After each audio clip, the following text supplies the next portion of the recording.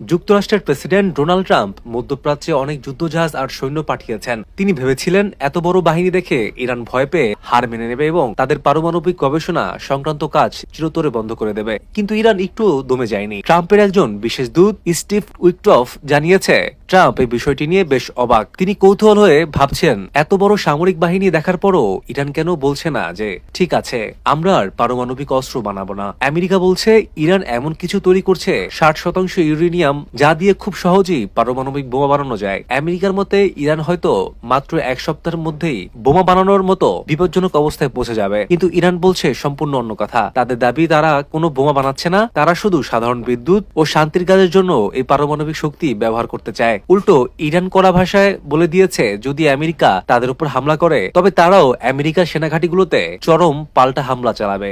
এরই মধ্যে ট্রাম্পের নির্দেশে তার দূত উইটকফ ইরানের পুরনো রাজার ছেলে রেজা পাহলভির সাথে কথা বলছেন। পাহলভি এখন আর ইরানের থাকেন না, কিন্তু তিনি চান আমেরিকা যেন ইরানের সামরিক হস্তক্ষেপ করে। তার মতে এতে করে ইরানে যারা বর্তমানে সরকারের বিরুদ্ধে আন্দোলন করছে এবং মারা যাচ্ছে তারা বেঁচে যাবে। পাহলভি আমেরিকাকে আরো বলছেন, তারা যেন ইরানের বর্তমান সরকারের সাথে কোনো চুক্তি আলোচনা করে সময় নষ্ট না করে।